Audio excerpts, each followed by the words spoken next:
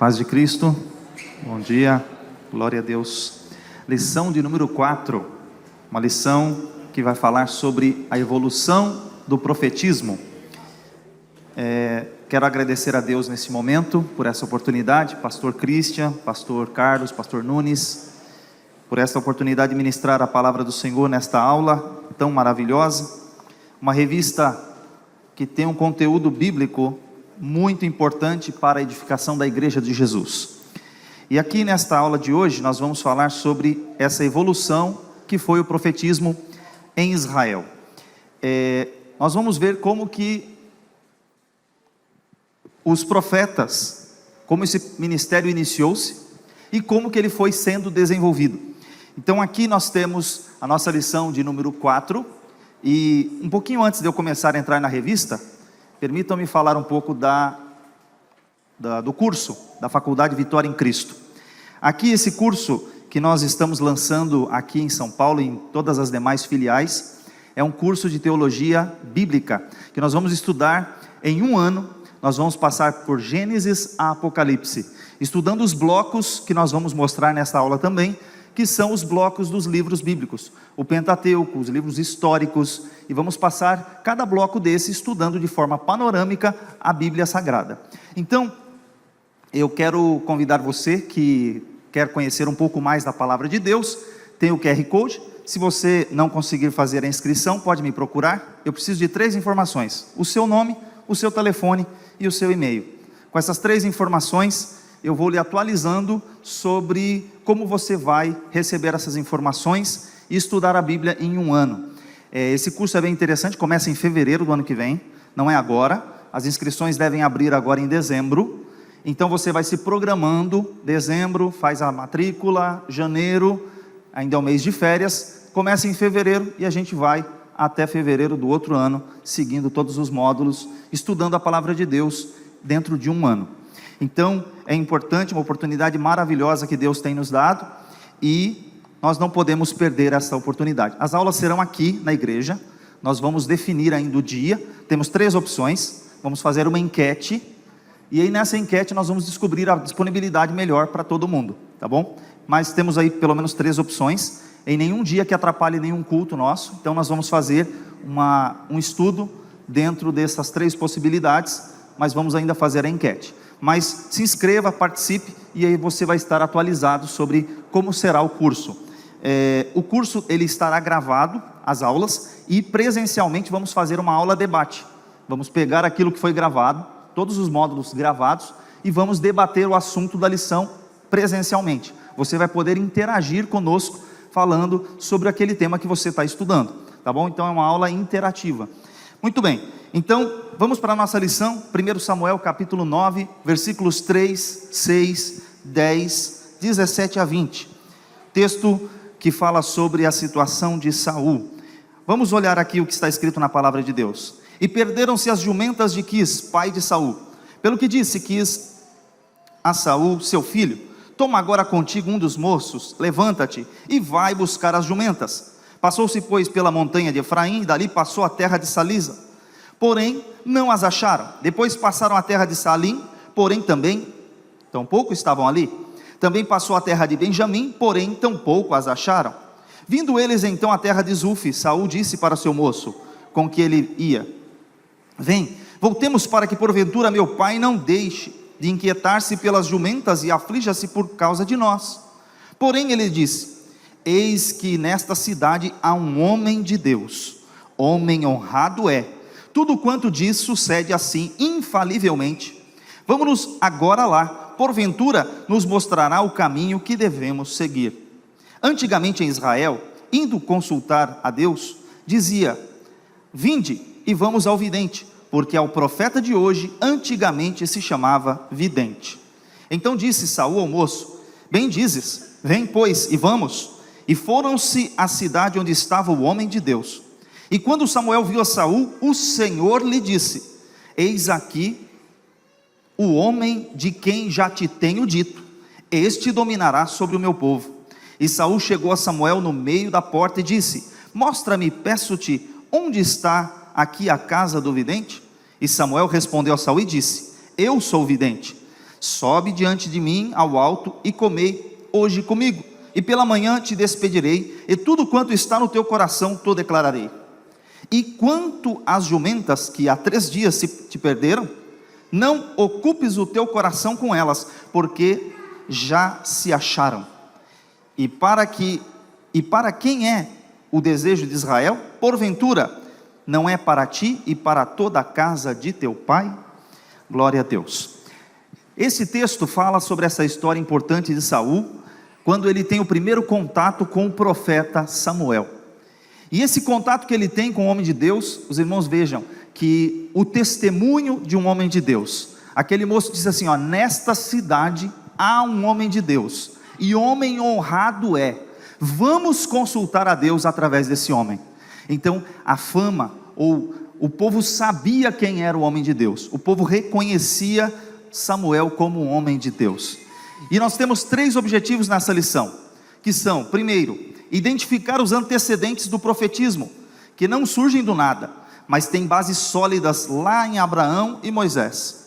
O segundo objetivo é compreender o surgimento do ministério profético, que ainda não havia atingido a sua maturidade, dos profetas clássicos, aqueles que eram os escritores, e reconhecer a nova ordem profética de profetas escritores, que não pregam a simples reforma da estrutura, mas o fim de uma estrutura passada. E aqui a gente entra no nosso texto áureo, que também ele destaca um fator importantíssimo sobre a profecia.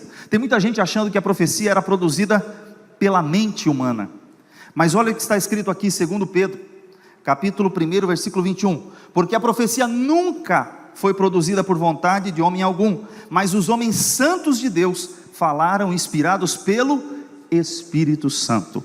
Então a profecia não é de particular, não veio da sua interpretação pessoal, do desejo de falar, mas é a palavra de Deus, o Espírito Santo quem usa os homens para proferirem as palavras de Deus. Então esse texto áureo tem que estar claro na nossa mente do que é a profecia bíblica. A profecia não foi inventada, eis te digo, assim digo eu, não, assim diz o Senhor. Eles estavam falando em nome de Deus, não é esse que digo de mim mesmo, e sim é de acordo com o que Deus dá. Então esse é um fator importante sobre a profecia, e nós temos o conhecimento de que a palavra de Deus, embora tenha sido escrita por homens, por cerca de aproximadamente 40 homens, escreveram a palavra de Deus, mas todos eles, de acordo com o texto, inspirados pelo Espírito Santo. A inspiração não veio deles, e sim do Senhor nosso Deus. Glória a Deus. Na nossa introdução, nós temos aqui, também tem na sua revista, aí na sua palavra introdutória, eu trouxe um resumo do que está aí, que basicamente a gente fala sobre essa evolução, sobre que no começo, no princípio, os profetas estavam restritos, a sua atuação era em revelar coisas, era em dizer o futuro, era em fazer predições, eles estavam limitados, tanto é que o texto bíblico aqui diz que eles eram chamados de videntes, que eles diziam, eles viam coisas e assim diziam o que ia acontecer, se restringia apenas a visões e revelações. Porém, a função do profeta, por isso que a nossa lição hoje é a evolução do profetismo. Ele começa desta forma, mas ela evolui para um patamar de profetas escritores, profetas homens de Deus, que atuavam diretamente no governo, diretamente na sociedade. O profeta de Deus não se restringia ao ambiente eclesiástico. O profeta de Deus, ele atuava em todo o ramo da sociedade. Então Deus chamou o profeta não para ficar restrito à área do templo, e sim para influenciar todos os demais. E essa lição, no curso teológico que nós vamos estudar profetas maiores e menores, porque é assim que nossa Bíblia, a Bíblia cristã, ela está dividida. Porém, para estudar o profetismo, nós vamos utilizar um recurso. O pastor Jarmuth utilizou o recurso de falar sobre a divisão da Bíblia hebraica, que é entre profetas anteriores e profetas posteriores. Então, nós estudamos uma teologia que é uma teologia cristã, mas para efeito de entender essa evolução do profetismo, nós vamos fazer um recurso, porque a Bíblia judaica, a Bíblia hebraica, que é composta pelo Antigo Testamento nosso, ela tem uma divisão um pouco diferenciada da nossa. E é isso que nós vamos olhar agora, entender um pouquinho dessas diferenças e entender como que o profeta ou que o profetismo evoluiu ao longo da história.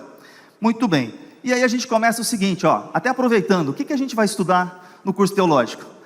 O Antigo Testamento está dividido em lei. O que é a lei? Gênesis, Êxodo, Levítico, Números e Deuteronômio. Cada um desses textos nós vamos ver como Deus tratou os patriarcas, a lei que foi dada e assim por diante. Nós também vamos estudar os livros históricos, que são os livros de Josué a Esdras, ou melhor, a Esther. São 12 livros. Vamos também estudar os livros poéticos. Isso a gente já tem feito na escola bíblica dominical, de uma certa forma. Nós temos momentos que estudamos livros proféticos, livros poéticos. E aqui nós vamos estudar também o que eu estava dizendo. A nossa divisão, ela segue essa divisão aqui, que é dos profetas maiores. Maiores por quê? Porque eles são melhores do que os outros? Isaías, Jeremias, Ezequiel, Daniel? Não porque eles são melhores, mas sim porque o volume escrito é um volume maior. Até diga-se de passagem, Oséias tem 14 capítulos, Daniel tem 12. E por que Oséias é considerado menor e Daniel é considerado maior? Porque em volume do rolo, o tamanho do rolo era maior. Então o volume escrito, a quantidade de páginas é maior. Embora tenha 14 capítulos em Oséias, o livro é menor, os capítulos são menores. Quando você olha o livro de Daniel, ele é um rolo grande. O livro de Isaías, o livro de Ezequiel, o livro de Jeremias, são livros grandes. Por isso, eles são classificados como profetas maiores.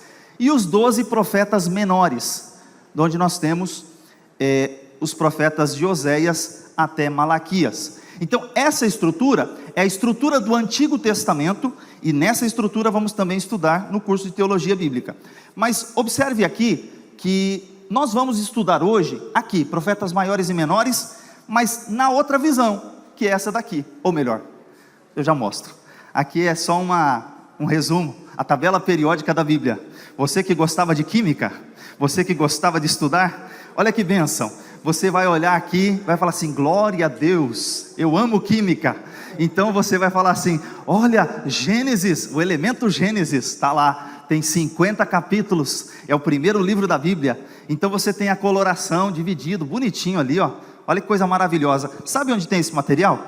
Lá na Fábrica EBD. Acesse o site fabricaebd.org, e lá tem, esse material está dentro de uma estrutura chamada Manuseando a Bíblia. É um material maravilhoso. Os professores de lá me cederam esse gráfico e eu estou usando aqui para a glória de Deus. Manuseando a Bíblia, ensinando o novo convertido, ensinando o jovem, ensinando qualquer um a conhecer um pouco mais da palavra de Deus.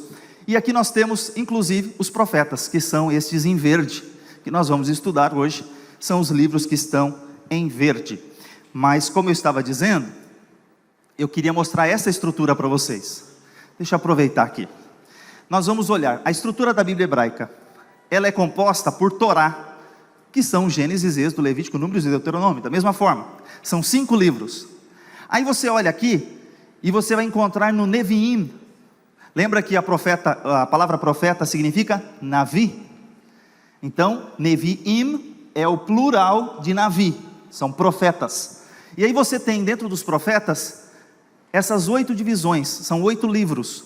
Mas é interessante dizer para você que nós temos livro por livro separadinho. Os judeus fizeram o quê? Aglutinaram os livros. Então eles pegaram ali, por exemplo, 1 Samuel e 2 Samuel, não são 2 livros, é um rolo só, é um livro só. Eles somaram todos os capítulos e colocaram tudo junto. Se você olhar 1 Reis e 2 Reis, a mesma coisa. E quando você olha aqui embaixo, você tem os profetas menores, eles aglutinaram todos os 12 em um único livro. Então, observe aqui, quem são os profetas anteriores? Foi assim que o pastor Jarmuth dividiu. Profetas anteriores são os livros de Juízes, Josué, Juízes, Samuel e Reis. O livro dos profetas posteriores, Isaías, Jeremias, Ezequiel e todos os 12 profetas menores. Nós vamos estudar hoje esse bloquinho aqui. Porém, ainda tem o Ketuvim, que são os livros considerados os livros, os escritos. Que Jesus fez essa divisão.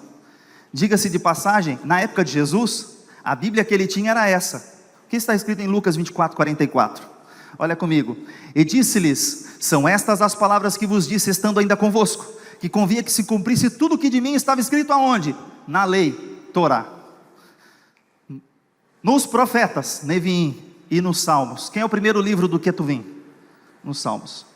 Jesus disse o seguinte: sobre mim todos eles falaram.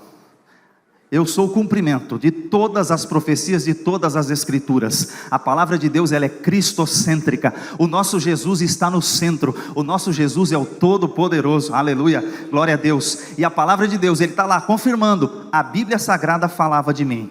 A Bíblia Sagrada, e Jesus explicou para os 2 discípulos do caminho de Emaús: olha só, é o que está escrito. Está escrito aonde? Na Torá. Está escrito nos profetas. E está escrito nos Salmos. Jesus, o nosso Senhor, ele é o cumprimento das Escrituras Sagradas. Glória a Deus. Você pode usar a Bíblia judaica, você pode usar a Bíblia cristã, você pode até usar a Bíblia católica. Se você olhar, Jesus está lá. Você pode levar a pessoa a conhecer o Evangelho, independente do tipo da Bíblia que ela tenha, porque Jesus está lá. E se você fizer a conta, tem 24 livros. Mas vou te dizer, esses 24 são exatamente os seus e os meus 39. A única diferença é a forma como eles organizam, é a forma como eles juntam os livros. Porque olha só, 1 Samuel a gente conta 2, 1 Reis a gente conta 2, os 12 a gente conta 12. Então, se você fizer a conta, são exatamente os nossos 39. Não tem livro apócrifo na Bíblia judaica, pelo menos não tem na Torá, ou no Tanar, que é assim que eles juntam as palavras de Torá, Neviim e Ketuvim. Eles pegam a primeira letra de cada palavra e formam a palavra Tanar, que é a palavra específica para todo esse conjunto. Torá, quando alguém falar Torá para você, são só os primeiros 5 livros, tá bom? Então você hoje já aprendeu que Tanar é o conjunto da Bíblia que a gente chama de Antigo Testamento. Muito bem. Então agora a gente começa falando, no tópico 1, sobre os antecedentes do ministério profético. Veja que Abraão e Moisés não estão na lista daqueles profetas que a gente vai estudar, dos profetas anteriores e dos posteriores. Mas o que o pastor Jarmuth chamou de antecedentes. Quem veio primeiro? Quem que deu a base? Quem que iniciou o processo? Está aqui, Abraão e Moisés. E a gente vai falar um pouquinho sobre eles. E eu quero que você leia comigo esse versículo. Aproveita e leia comigo, bem forte, bem alto, em bom som, para todo mundo escutar. Visto que Abraão certamente virá a ser uma grande e poderosa nação, e nele serão benditas todas as famílias da terra, porque eu tenho conhecido e sei que ele há de ordenar a seus filhos e a casa depois dele, para que guardem o caminho do Senhor, para agir com justiça e juízo, para que o Senhor faça vir sobre Abraão o que acerca dele tem falado. Glória a Deus. Eu quero chamar sua atenção para esse versículo, e o que o pastor sempre está reforçando aqui. Abraão foi chamado de profeta, está em Gênesis 20, foi o próprio Deus quem chamou Abraão de profeta. Mas a gente não tem nenhuma profecia de Abraão escrita. Abraão não deixou nenhuma profecia escrita. Me fala uma profecia de Abraão, mas Deus disse, ele é profeta. Cadê a profecia dele? Nós não escutamos a profecia dele, mas teve alguém que ouviu a profecia dele. Teve alguém que ouviu a profecia de Abraão. Eu vou te dizer quem foi. Foi toda a sua família. Ele foi profeta na sua casa. Ele profetizou na vida dos seus filhos. Olha só o que está escrito aqui. Eu estou escolhendo Abraão. Por que Deus escolheu Abraão? Deus disse por que ele escolheu Abraão. Porque eu tenho conhecido. Deus é onisciente. Deus sabe de tudo. Deus conhece todas as coisas. E ele está dizendo assim, eu sei que Abraão vai ensinar os seus filhos. Ele vai ordenar a seus filhos. Ele vai ensinar a sua casa depois dele. Eu sei que ele vai passar o bastão à frente. Eu sei que ele vai deixar um legado. Eu sei que ele vai ensinar a sua família a guardar tudo o que o Senhor tem ensinado, os seus caminhos, para agir com justiça e com juízo. E por causa disso, virá sobre ele a bênção de Deus. Glória a Deus. Então eu e você precisamos ser profeta de Deus aonde? Se você não for profeta em lugar nenhum, se você não deixar escrito nenhum, você e eu precisamos ser profeta de Deus na nossa casa. Eu e você temos que profetizar na nossa casa. Meu filho é bênção, minha filha é bênção, meus filhos são bênção. Você precisa dizer na tua casa, eles são bênção de Deus. Você tem que profetizar o bem. Você tem que falar aquilo que é bom. Você não pode deixar, meu filho é isso e aquilo, falar outras coisas, porque tem família. Você é burro, você não vai dar nada. Quantos talvez de nós, numa outra geração, ouvimos isso de nossos pais? Porque no momento de raiva, no momento de nervoso, nossos pais nos humilharam. Talvez, alguns passaram por essa situação. Mas saiba que Abraão não, meu filho é bênção. Inclusive, você vai ver que Abraão, quando vai ter que despedir Ismael, ele ora a Deus: Senhor, ele é meu filho, eu quero a bênção na vida dele.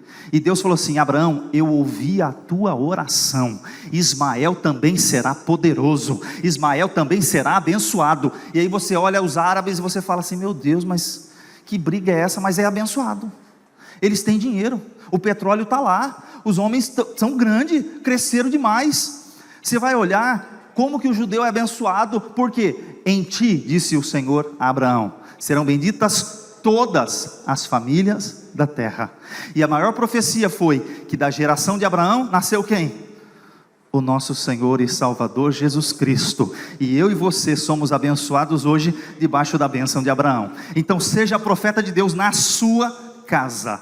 Se você não for profeta em lugar nenhum, pelo menos na tua casa você precisa ser. E o que é ser profeta? É falar a palavra de Deus. E falar a palavra de Deus é o que está escrito lá em Deuteronômio, no Shema. É dizer para a sua família: quando você estiver levantando da cama, fala a palavra de Deus. Quando você estiver andando pelo caminho, fala a palavra de Deus. Quando você for comer, você fala a palavra de Deus. Quando você for deitar, você fala a palavra de Deus. Você amarra no braço, você põe na testa, você põe nos umbrais da porta. Você põe a palavra de Deus em todo lugar, na tua casa, na tua família, e a tua família será abençoada. Amém? Inclusive o texto diz, outras versões diz inculcar, colocar na cabeça. É colocar lá dentro, é abrir a cabeça da pessoa e colocar a palavra de Deus lá. Então, como diz o nosso pastor, a repetição é pedagógica, precisa repetir. Glória a Deus. Abraão foi profeta. E Moisés? Bom, Moisés, a gente não pode nem dizer, porque está escrito claramente aqui, quem foi Moisés? O homem que falava com Deus face a face, o homem que tinha intimidade com Deus. E olha o que está escrito aqui em Deuteronômio 34:10. E nunca mais se levantou em Israel profeta algum como Moisés, a quem o Senhor conhecera face a face. O homem que falava com Deus face a face, a intimidade. Inclusive está escrito lá em Jeremias que 2 homens, se colocassem para interceder, Deus sempre ouviu. Mas por causa do pecado daquele povo, mesmo que Moisés intercedesse, Deus não iria fazer, por causa do tamanho pecado daquela nação naquela época. Mas olha só, era homem que tinha intimidade com Deus. E o pastor Jarmuth usou uma frase, e ficou chique essa frase, até eu aprendi aqui, uma palavra francesa, hors concours. Até fiquei, como é que pronuncia esse negócio? Aí eu fui pesquisar como é que pronunciava. É tão chique esse negócio, que é o que? É um profeta além, é alguém que sem igual, não tem comparação, é o top. Aí eu fui pesquisar, eu estava vendo lá, quem recebeu prêmios como hors concours, Pelé, pessoas que foram assim acima da média, não precisa participar de um concurso, é alguém que está no topo da cadeia. Então olha só, Moisés é considerado dessa forma, ele é um profeta de Deus, um homem de Deus, com uma intimidade tão grande, que ele falava com Deus, ele intercedia, ele falava diretamente com Deus, e transmitia obviamente ao povo, e a Arão, as palavras de Deus ao povo.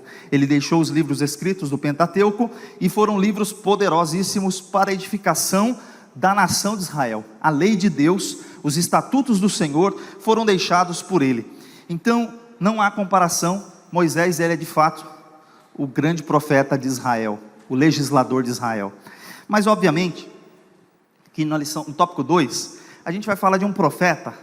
A gente vai começar agora a entrar naquela divisão que ali eram os antecedentes. Os antecedentes eram Moisés e Abraão, que são aqueles que vieram antes, aqueles que, vamos dizer assim, abriram o caminho. Mas agora a gente vai entrar propriamente em cada uma dessa divisão. Tópico 2 fala, quem são os profetas anteriores? Dentre os profetas anteriores nós temos essa figura aqui que vai ilustrar, que é o profeta Elias, né? O profeta Elias, que é também considerado um dos profetas anteriores, porque Elias não escreveu nada, não tem nenhum escrito dele, ele é mencionado no livro de Reis. Então aqui alguém conta a história de Elias, não Elias contando a sua própria história, ou contando aquilo que Deus lhe deu. Então Elias é considerado entre os profetas anteriores. E quem são os profetas anteriores? Primeiro, eles são encontrados nos livros históricos do Antigo Testamento. Então onde que eu vou encontrar os profetas anteriores? Quando eu ler os livros históricos. Quais são os livros históricos? São 12, começando em Josué, terminando lá em Esther. Mas especificamente nos livros muito mais especificamente, Josué, Juízes, e aí você tem 1 Reis, 2 Reis, 1 Crônicas, 2 Crônicas, ali vai relatando os profetas, vai relatando o que se passa na vida de Israel sobre a parte desses profetas. Então, eles surgem no livro dos Juízes, eles participam de uma parte da monarquia.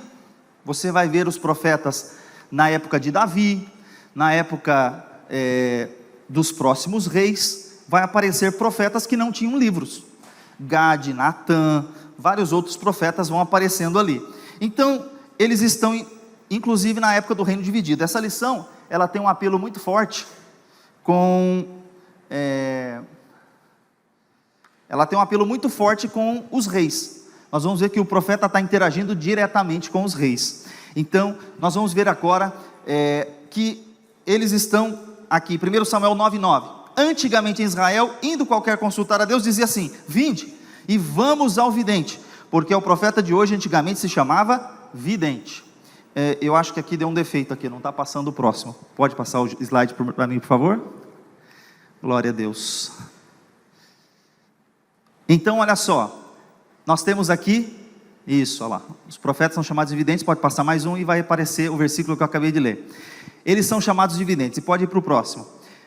Os profetas, o primeiro deles que nós vamos estudar hoje é Samuel. Então olha só, Samuel é considerado o grande profeta. Pode passar o próximo. Ele é considerado o grande profeta porque, desde criança, lá em 1 Samuel capítulo 3, você vai encontrar o seguinte: naqueles dias, a palavra de Deus, ela era de muita valia, porque não havia visão manifesta. Então, naquela época, se valorizava a palavra de Deus. Deus não se manifestava falando com os homens diretamente. Então, observe o que acontece. Deus não falava diretamente com a pessoa. Então, agora vem um profeta que, ele é uma criança. Então você tem aqui, Samuel sendo uma criança, interagindo ali. Pode passar o próximo, por favor? Ele é uma criança interagindo. Deus chama ele, ele vai para Eli. Me chamou? Não, não te chamei, volta a deitar. Ele vai e deita. Segunda vez, Samuel, Samuel. E o Samuel levanta e vai lá. Me chamaste? Ele, não, não te chamei. Samuel, Samuel. E toda hora, ele ia e voltava, até que um momento o profeta falou assim: estou entendendo, Deus quer falar contigo. Aleluia. Sim, obrigado, pastor. Deus quer falar contigo. Então olha só o que acontece. Ele ia e voltava, ele ia e voltava. Aí o profeta Eli falou assim: faz o seguinte, agora você vai e diga: fala, Senhor, porque o teu servo ouve. Então ele tem a primeira experiência dele quando criança. Quando criança ele está lá, Deus fala com ele. Só que Deus falou com uma criança uma coisa que é difícil para um adulto resolver. Deus falou para essa criança mensagens tão poderosas, que imagina que uma criança tem que chegar para o homem que o está criando, para o homem que é a liderança espiritual da nação de Israel. Ele tem que virar para o superior dele, por aquele que está criando ele na casa de Deus, e dizer para ele assim: olha, Deus falou que vai destruir a tua família, porque você não educou seus filhos, porque você não criou seus filhos, você não corrigiu seus filhos, porque é algo que vai tinir os ouvidos, as orelhas de quem ouvir. Vai ser algo tão forte que Deus vai fazer em Israel, que E foi mesmo. Os irmãos vão ver na sequência que Eli, quando tem a notícia de que a arca é levada, que seus filhos são mortos, Eli cai da cadeira e morre com o pescoço quebrado. Então assim, foi uma tragédia tremenda. E Deus falou para quem? Para uma criança. Mas o que eu quero chamar a sua atenção é que Deus chamou ele como uma criança. E o que você enxerga aqui? Um velhinho. Deus falando para ele assim: vem aqui, enche o teu vaso de azeite, o chifre de azeite, e vai. Você vai ungir para mim. Ele desde criança está na casa de Deus, e até a sua velhice ele está servindo a Deus. Deus te chamou. Não importa quando Ele te chamou, você vai dar fruto em toda a época da sua vida. Você é profeta de Deus. O que Deus tem na sua vida não acabou. Deus está fazendo, Deus continuará fazendo, Deus vai continuar te usando. E cada momento na fase da sua vida, Deus vai te usar de uma forma diferente, mas Ele vai continuar te usando. Então olha só, desde criança até adulto, Deus está usando ele. Isso, e um detalhe importante, que olha só, Deus disse: eu vou levantar um homem fiel. Os filhos de Eli estavam pintando e bordando, como a gente diz aqui em português, pintando e bordando, fazendo tudo que era errado. E alguém dizia assim: mas será, até quando Deus vai deixar isso aí? E Deus falou assim: estou levantando aqui, uma criança.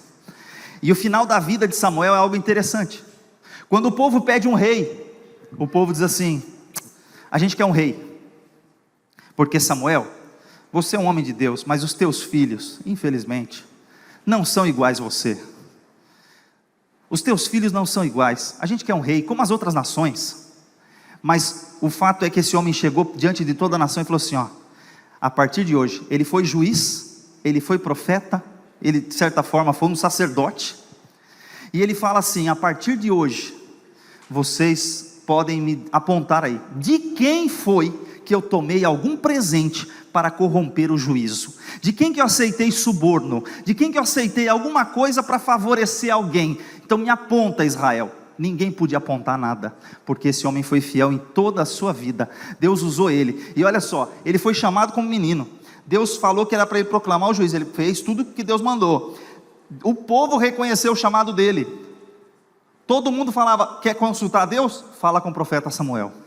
Quer consultar Deus? Quer saber uma voz de Deus? Quer ouvir uma voz de Deus? Fala com Samuel. Vocês querem ouvir a voz de Deus? Fala com Samuel. Saul sabia disso.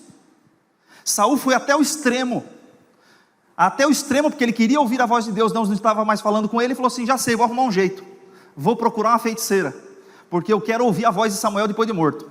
Olha o absurdo que chegou Saul, porque ele sabia que Samuel falava a verdade.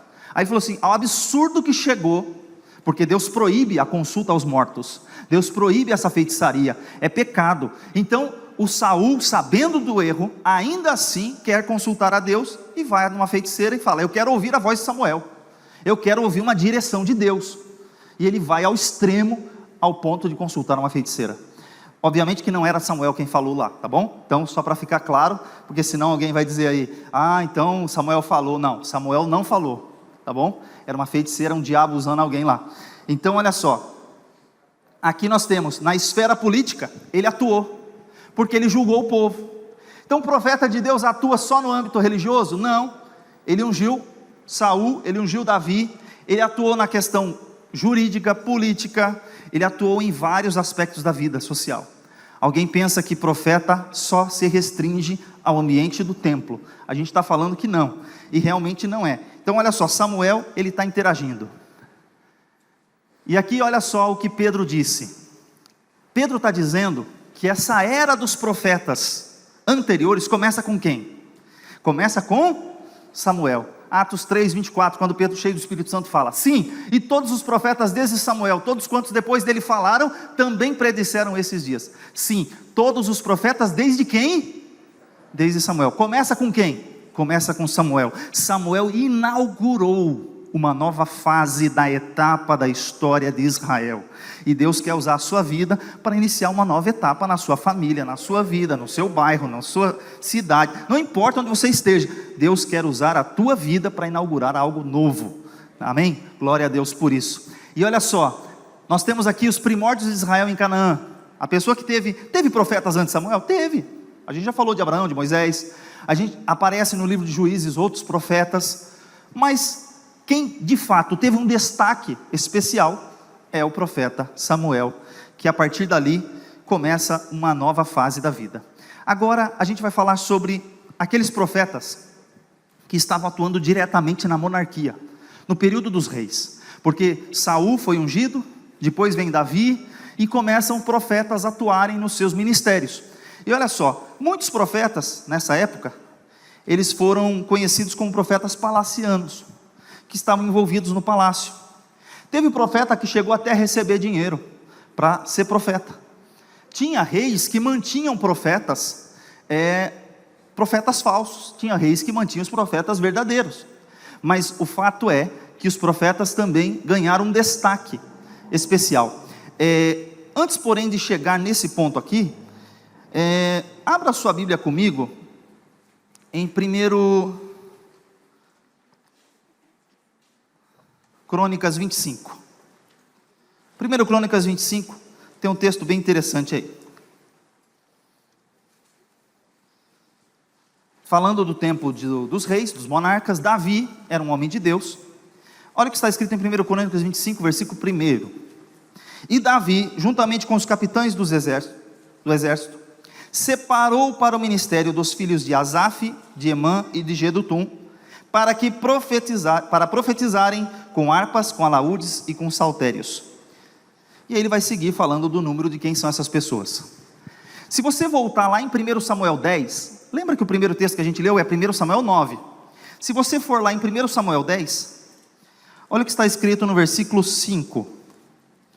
1 Samuel, quando ele falou com Saul. Saul estava para ser ungido rei. 1 Samuel 10, versículo 5, diz assim: então virá ao outeiro de Deus, onde está a guarnição dos filisteus, e há de ser que entrando ali na cidade encontrarás um rancho de profetas, que descem do alto, e trazem diante de si saltérios, e tambores, e flautas, e harpas, e profetizarão.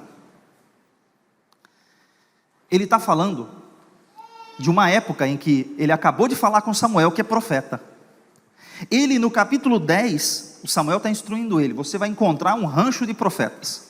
No rancho de profetas, está cheio de profeta com instrumentos, que estão profetizando com instrumentos de música. Ou seja, eles usavam os instrumentos musicais para profetizar. E hoje muita gente quer usar os instrumentos musicais para entretenimento. Então você que é músico na casa de Deus, você que é cantor, você que é músico, você profetiza, você canta as palavras do Senhor. Você não está para entreter ninguém, você está para falar as palavras de Deus. Amém? Então aqui, eles profetizavam, eles levavam a palavra de Deus pelo instrumento de música. Davi, que é o rei, que sabia, Davi era da tribo de Levi? Não, Davi é da tribo de Judá. Glória a Deus, você não faltou nessa aula, ele é da tribo de Judá. Quem era da tribo de Judá podia tocar no templo? Não, só da tribo de Levi. Só os levitas podiam tocar no templo. Davi era um homem que sabia tocar. E onde que ele tocava se ele não podia tocar na igreja? Lá no campo, lá cuidando das ovelhas, nas suas horas que ele está lá, ele está louvando a Deus e glorificando a Deus. Ele não podia tocar na igreja, mas ele louvava a Deus onde ele estava. Se você não pode cantar aqui, louve onde você estiver. Se você faz isso na sua casa, faça isso onde você estiver, louve a Deus, engrandeça a Deus, porque o Senhor, ele vai receber o seu louvor. E olha só, quando o rei Saul estava lá, sendo atormentado pelo espírito imundo, quem que foi chamado? Foi um levita? Não, foi Davi. Davi foi lá, chegou, tocou sua harpa, o espírito imundo foi embora. Então quando você executar o seu instrumento, os demônios vão sair, o nome do Senhor vai ser glorificado. Então que você faça isso para a glória de Deus. E olha só, eles estavam profetizando. Davi vai e constitui o quê? Asaf, Emã e Jedutum. Davi era um homem de Deus. No seu reinado, ele estruturou quem cuidava dos instrumentos de percussão, os instrumentos de corda e os instrumentos de sopro. Ele organizou Asaf, Emã e Jedutum e colocou eles a cargo de toda o louvor que tinha na nação de Israel. Ele organizou os turnos para aquilo que seria a execução no templo do Senhor. Então toda essa organização que ele fez, e ele diz lá em Crônicas 25, para que eles profetizassem. Eles profetizariam com seus instrumentos. Então tem muito profeta por aí que não sabia que era profeta. Amém? Então que você seja um profeta de Deus, executando as palavras de Deus através da sua vida, do seu instrumento, que tudo seja para a glória de Deus. Então olha só, durante a monarquia Deus usou então Gade e Natã para falar com quem? com Davi. Eram profetas que estavam diretamente relacionados ao ministério de Davi. E olha ali, eles estavam interagindo. Agora, deixa eu destacar isso aqui para vocês. O que será que vai sair aqui agora? Olha só. O profeta está limitado ao assunto eclesiástico? Não. Certo? O profeta está limitado ao assunto eclesiástico? Não. Bom, o que o nosso pastor sempre diz? Eu sou uma voz profética. Eu já vi muita gente criticando o nosso pastor. Pastor não tem que se envolver com questão política, porque essas questões políticas, isso não tem nada a ver com a gente. Não sei o quê, porque isso aí deixa com os políticos, nós temos que cuidar da igreja. Quantas vezes eu vi esse tipo de crítica? Profeta só falava com o sacerdote? Ou ele falava com o rei? Ou ele ia lá e falava assim, essa administração está errada? Ou ele ia lá e falava assim, isso aqui está errado, tem que mudar? Profeta de Deus, ele não fala só na igreja. Profeta de Deus também fala lá fora. Profeta de Deus também se posiciona. Profeta de Deus também fala. Então olha só, quando alguém fala assim, mas o nosso pastor não devia se preocupar com essas coisas, conversa, ele é voz profética, ele sabe do seu chamado, ele conhece o seu ministério. Tem pastor que é só pastor, tem pastor que é só sacerdote, então ele só vai cuidar das coisas da igreja. E por que o nosso pastor fala das coisas lá fora? Porque ele é profeta, e profeta fala, e profeta vai e põe o dedo na cara do camarada e diz, assim diz o Senhor, e ponto. Então profeta intervém sim. Então tem gente aí que critica, fala, porque não entende, não sabe o que é ser o ministério profético. O profeta fala.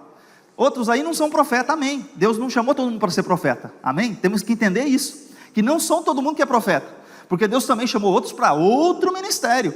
Mas entenda, quando você vê um profeta falando, você sabe, é profeta, tem autoridade de Deus, e Deus levantou o nosso pastor como uma voz profética, e glória a Deus por isso, porque nós temos uma voz profética, aleluia, glória a Deus, louvado seja o Senhor. Então, quando você for defender, você vai poder defender com propriedade. Você fala assim, não, nosso pastor é profeta, ponto, acabou a conversa. Porque tem gente por aí, mas tem líder tal que não se posiciona, tem líder tal que não se posiciona, tem líder tal que não é profeta. Entenda isso também. Às vezes a gente está criticando os outros, querendo que ele seja uma coisa que ele não é. Então, deixa Deus usar cada um na sua função, amém? Glória a Deus por isso. E aqui falando sobre a questão da monarquia e dos reis. Houve um tempo em que os reis estavam unidos. Isso é importante a gente saber, porque a lição vai falar muito disso. Saul, Davi e Salomão. Por 120 anos, as 12 tribos tiveram um rei. Por 120 anos, eles estavam unidos, as 12 tribos de Israel, sob o comando de um rei. Saul pega o reino inteiro, Davi e Salomão. A partir de Salomão, há uma divisão. E essa divisão acontece, obviamente, porque Roboão não ouviu as palavras de Deus, porque ele não ouviu o conselho dos mais velhos, porque também Deus já tinha um plano aqui também. Mas, de fato, os reinos se dividem. E aí você tem aqui para cima, o que vai ser conhecido como Israel, passa a estar lá com uma administração em Samaria, no norte. E o que passa a ser a parte verde, é Judá com uma administração em Jerusalém. Então agora você tem, no mesmo país, 2 reis. No mesmo país, que seria a nação de Israel, você passa a ter 2 reis administrando. Um que administra o norte, outro que administra o sul. Um em Samaria, outro em Jerusalém. E aqui você tem o que? 10 tribos ficam no norte, 2 tribos no sul, Judá e Benjamim. As 2 tribos se unem e estão sob a administração do filho ou dos descendentes de Davi. E aqui vai preservar a linhagem do nosso Senhor e Salvador Jesus Cristo. E o ponto aqui dessa lição é que ele vai falar sobre esse desenvolvimento profético, porque nós vamos agora ter profetas que Deus usa para falar onde? Lá no norte. Profeta que vai profetizar contra Jeroboão, profeta que vai profetizar contra Acabe. Acabe está no norte. Você vai ter profetas que vão profetizar no sul. Então quando você estiver lendo a Bíblia, nem sempre está claro quem é do norte, quem é do sul. Você vai ter que começar a ler um pouquinho mais, estruturar, para você entender quem é o profeta que está atuando. Elias, Eliseu estão profetizando no norte. Então Deus começa a levantar profetas lá em cima, porque Deus também tem um plano para esse povo se converter. Porque tem gente que acha assim, não, mas lá só tinha rei ruim. E de fato, Depois a gente tem outro gráfico que mostra que no Reino do Norte tiveram 19 reis, todos os 19 foram ruins, reis que levaram o povo para a idolatria. Agora, no sul alternava, ora tinha um rei bom, ora tinha um rei mais ou menos, ora tinha um rei ruim, e aí ficavam os altos e baixos, e Deus usando profetas dos dois lados. Deus queria, porque é o seu povo, Deus não quer ver o seu povo em pecado, indo para a perdição. Deus avisa, Deus manda profetas, e os profetas vão se alternando nesses reinos. E aí vocês verão que, daqui a pouco a gente vai entrar um pouco mais em detalhes. Aqui, encerra com essa mão, em 722, é o cativeiro assírio, quando a cidade de Samaria cai sobre as mãos do rei da Síria. Então a Síria, o rei Salmaneser da Assíria, toma conta da cidade e leva o povo cativo, mas é diferente do cativeiro babilônico, porque aqui a estratégia dos assírios é diferente. Em que sentido? Ele domina as pessoas, ele mata muita gente, mas ele pega e mistura as raças, esparrama o povo para outras nações, traz povo de outra nação para morar em Samaria. Ele faz a miscigenação das espécies, ou das raças, ou dos povos, e aí ele faz o quê? Surge um povo que é um povo misturado, que nem é o povo de Deus, e nem é aquele povo. Eles chegam aqui, inclusive, eles começam a buscar o quê? Qual é o costume do Deus da terra? Começaram a ser atacados por leões. Vamos perguntar quem são os deuses da terra, o que o Deus da terra manda, e porque eles tinham aquela questão do Deus daquela região. Eles eram idólatras, e aí trazem lá alguém com a lei, um sacerdote comprado, e começam a ensinar a lei, vira uma mistureba toda, e aí os samaritanos é um povo misturado. Mas o que acontece aqui, é que Deus não permitiu que a Síria dominasse Judá, porque eles vieram, e olha como Deus é poderoso. Isaías relata, que quando eles chegam, os assírios chegam para dominar. Quem está reinando em Judá? Tempos depois, aqui ó, eles já tinham tentado uma investida aqui ó, Ezequias. Ezequias é homem de Deus, Ezequias vai orar, Ezequias vai clamar a Deus, Ezequias ouve o profeta Isaías, Ezequias está ouvindo a palavra de Deus. Isaías falou para o rei Acás, Isaías profetizou para Acás, porque Isaías profetizou no reinado de 5 reis, no ano em que morreu o rei Uzias, aqui embaixo, Uzias, Jotão, Acás, Ezequias e Manassés. Isaías é um profeta que profetizou em 5 reinados, em 5 reis. Olha só, ele fala, no ano em que morreu o rei Uzias, Deus chama ele, e ele vem. Acás não ouve, faz aliança com os assírios, se torna tributário. Aí vem aqui Ezequias pega, não, peraí, o rei da Síria manda dizer que não era para confiar em Deus, que Ezequias estava errado. Ezequias continua confiando em Deus, ouvindo o profeta de Deus, ora, e Deus manda quantos anjos? Um anjo matou naquele dia 185 mil soldados. O rei voltou humilhado, vai lá perguntar para o seu Deus, o que aconteceu? Dobra o joelho na casa do seu Deus, lá na Síria. Por que ele foi derrotado? Ele quer saber por quê. Aí chegam seus 2 filhos e o matam lá, porque não aguentavam ver a derrota do pai. Então olha só como que é a situação daquele que está longe da presença de Deus. Mas Ezequias teve um grande livramento, porque Deus enviou um anjo. Na Apocalipse 20, quantos anjos vão prender o diabo? Apocalipse 20, verso 1 e 2, e Deus mandou um anjo. Então tem gente aí, como disse o nosso pastor, muitas vezes, achando que Deus está perdendo, que Deus, não, Deus não precisa de muita gente, Ele só vai mandar um anjo para prender o diabo. Deus, para trabalhar em nosso favor, Ele pode trabalhar de forma espetacular. Jesus disse para Pedro, não preciso que você me defenda, Pedro, cortando a orelha do servo do sumo sacerdote, porque se eu quisesse, eu pediria, e o Pai me enviaria 12 legiões de anjos, 12, cada legião tem 6.000, então calcula aí, quantos anjos Deus pode mandar. Se um anjo mata 185 mil, você está pensando que Deus pode realmente fazer algo extraordinário, aleluia, glória a Deus. E aí no reino dividido, Deus usa quem? Esses profetas.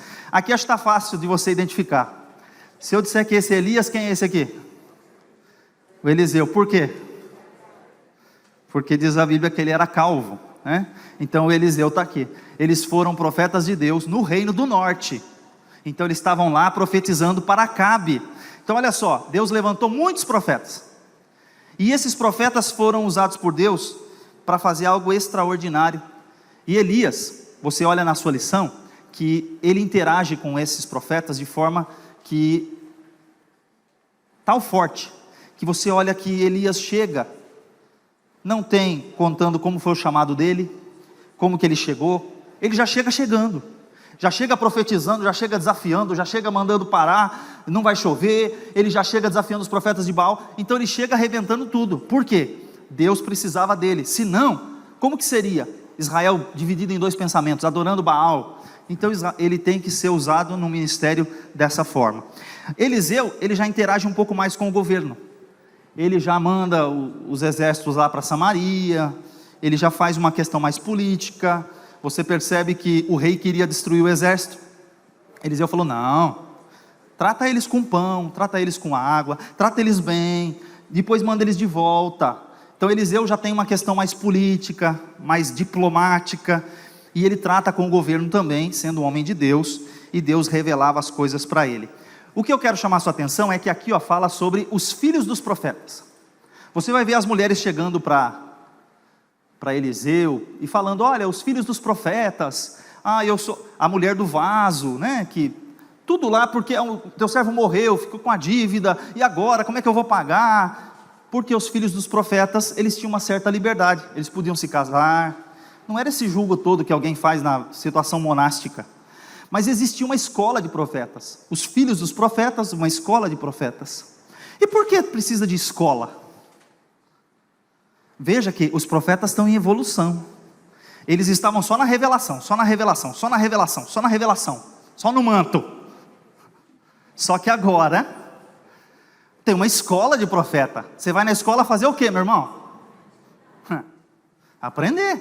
Então olha só, o profeta era chamado para exercer um ofício, ele precisava de preparação espiritual e também intelectual. O profeta agora vai começar a interpretar quem? Também a palavra de Deus. Então essa história de que eu sou profeta, não preciso ir na escola dominical, tá conversa furada. Você tem que vir aqui aprender a palavra de Deus, sim. Você precisa conhecer a palavra de Deus para não falar besteira por aí. Então o profeta também se prepara espiritualmente no joelho, mas também na palavra. Antes crescei na graça e no de nosso Senhor e Salvador Jesus Cristo. Então não é só no joelhologia. Você também precisa fazer teologia, amém? Glória a Deus por isso. Então o profeta está aqui, ele pega e organiza. Eles tinham tempo livre, os profetas começam a ampliar o lugar. O pastor Diego pregou aqui na quarta-feira, no culto da palavra, sobre eles ampliarem o lugar que eles estavam. A escola de profetas precisava de ampliação, e eles começam a trabalhar. E vamos para o tópico 3, que vai falar dos profetas posteriores. Agora são aqueles profetas mais ligados a questão dos livros, da literatura, aqueles que estão mais direcionados ao que a gente vai chamar aqui dos profetas, que para nós é como se fossem os profetas maiores. Esse gráfico é bem interessante, porque ele mostra aqui o Reino Unido, Saul, quem era o profeta na época de Saul? Samuel, um pouquinho de Davi também, Samuel estendeu um pouquinho, Natã. E aqui você vai ver aqui, a parte de cima, todos esses reis em verde, são os reis maus, é o reino do norte, tem 19 nomes ali, 19 reis ruins, maus, que não temiam a Deus, reis que levaram o povo à idolatria. E você vai ver as caixinhas brancas embaixo, são os nomes dos profetas que Deus foi usando, Deus foi levantando profetas, e alguns profetas, eles profetizavam num reinado um pouco mais estendido. Então você vai ter o profeta Aías, Elias, Eliseu, Jonas, Amós, Oséias, e aqui embaixo é Judá. Então no reino do sul, Deus também levanta profetas, e você vai ver que tem reis em verde e reis em branco. Os em branco são reis bons, os em verde são ruins. Então Roboão, Abias foram ruins, enquanto o rei Asa, rei Josafá, Joás, Uzias, Amazias, Ezequias. Agora, olha o final ali, a sequência dos últimos 4 reis, só cabra ruim, só gente que levou o povo para a idolatria. Você vai entender por que o cativeiro foi o cativeiro babilônico e não assírio. Deus não permitiu o cativeiro assírio, mas permitiu o cativeiro babilônico. Lembra que eu falei que os assírios misturavam as espécies, as raças, melhor dizendo, faziam uma miscigenação de gente ali?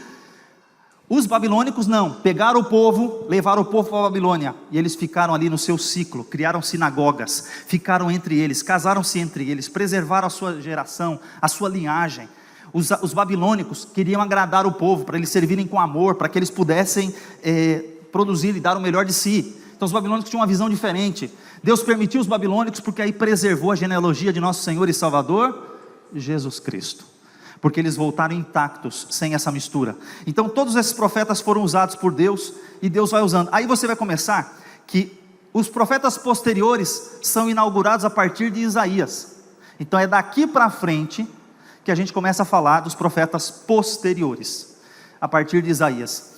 E agora, só para você saber, para você medir o nível de sucesso, né? Um novo significado para profetizar. O tópico 3.1 da nossa lição diz assim: olha o que está escrito aí. Jeremias foi rejeitado. Por quem? Pelos seus vizinhos. Por quem mais? Pela sua família. Por quem mais? Pelos sacerdotes e profetas da sua época. Por quem mais? Pelos seus amigos. Por quem mais? Por todo o povo. E por quem mais? Pelo rei.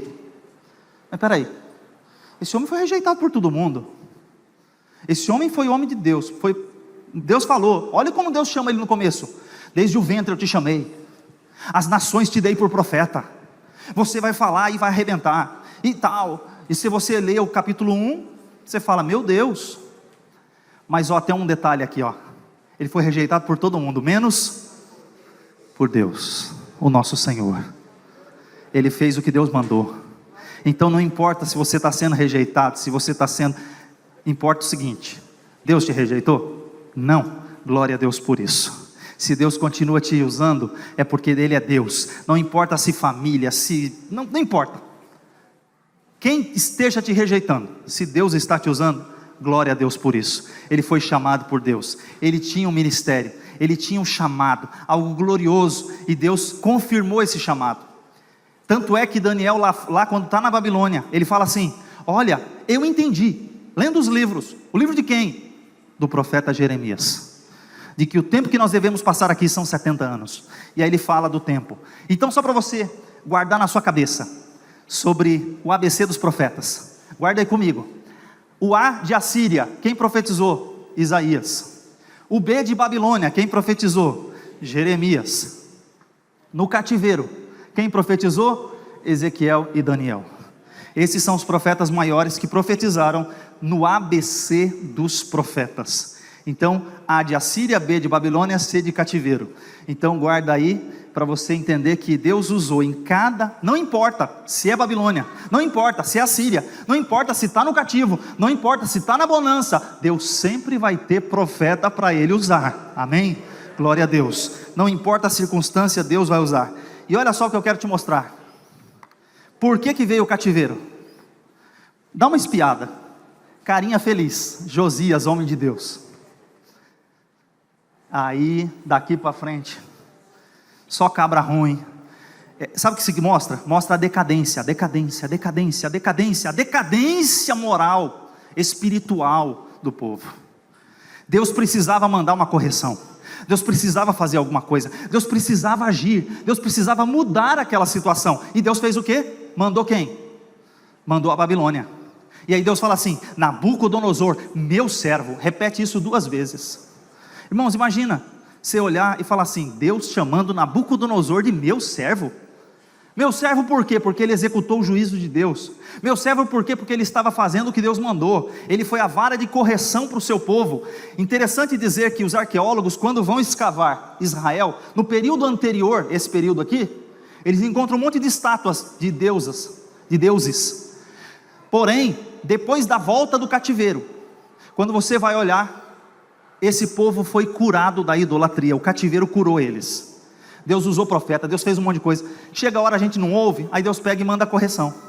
A Babilônia foi um recurso para corrigir o seu povo. E aí o povo foi corrigido. Eles foram levados para o cativeiro em 3 etapas. No ano 606, os nobres, Daniel, Ananias, Misael e Azarias, Sadraque, Mesaque e Abednego. 597, os sacerdotes, entre eles Ezequiel. E em 586 o templo é destruído.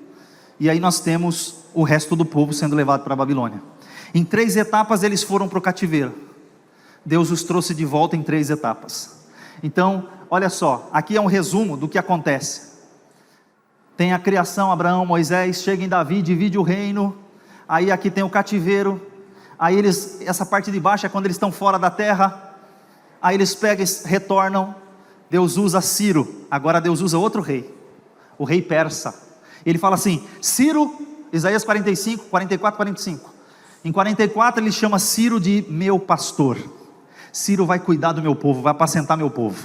No capítulo 45 ele fala assim, Ciro é meu ungido, Mashiach, o Messias daquela época, o Messias não Jesus, mas um Messias temporário, provisório, um símbolo do Messias, um tipo do Messias. E ele pega, apacenta o seu povo, faz um decreto que está lá no museu, o decreto de Ciro no rolo, e manda o povo de volta. Ele restaura o povo de Deus em 3 etapas. Então o povo de Deus também retorna do cativeiro para a glória de Deus. E olha só, quem são os profetas que estão profetizando aqui? São muitos profetas.